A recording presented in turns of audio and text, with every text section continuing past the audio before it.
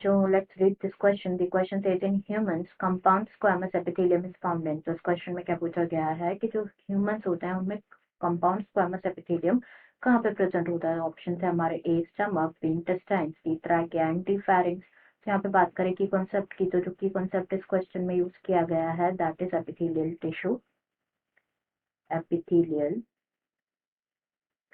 Tissue epithelial tissue की अगर हम बात करें तो इसको कॉमनली रेफर किया जाता है एपिथेलियम। एंड इसका फंक्शन अगर हम बात करें तो ये क्या करते हैं? ये प्रोवाइड करते हैं covering. They provides a covering और a lining,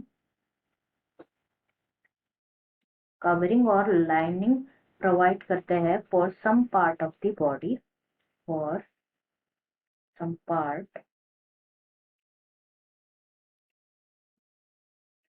of the body. तो जो एपिथेलियल टिश्यूज होता है ये दो टाइप्स के होते हैं, एक होता है simple epithelium and second one is compound epithelium.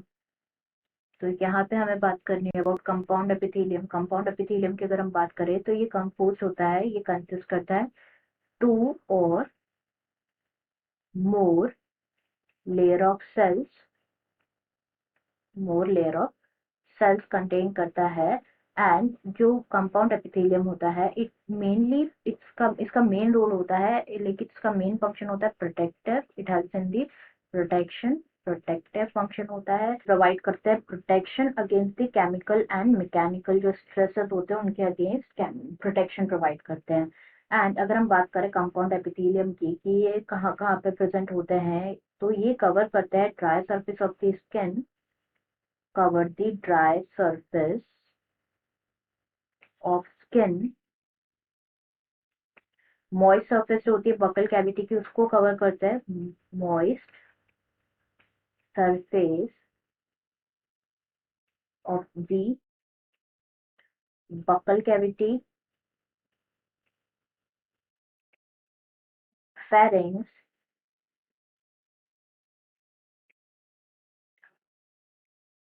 pharynx and जो इनर लाइनिंग होती है डक्ट्स ऑफ सलाइवरी ग्लैंड्स और पेनक्रियाटिक डक्ट्स वहां पे भी प्रेजेंट होते हैं। तो अब हम ऑप्शन चेक कर लेते हैं। यहाँ पे फर्स्ट गिवन है stomach.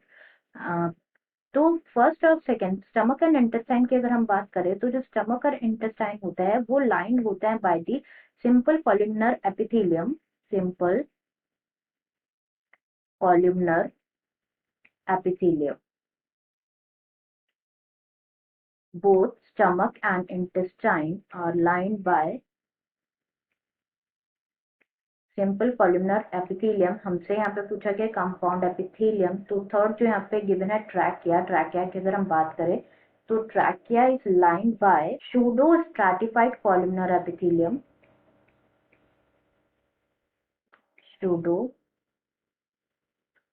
Stratified columnar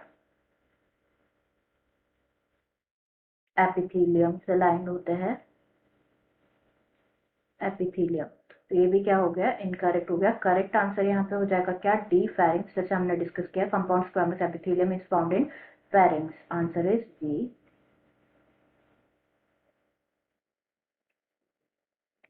pharynx. I hope you understood it well. Best of luck.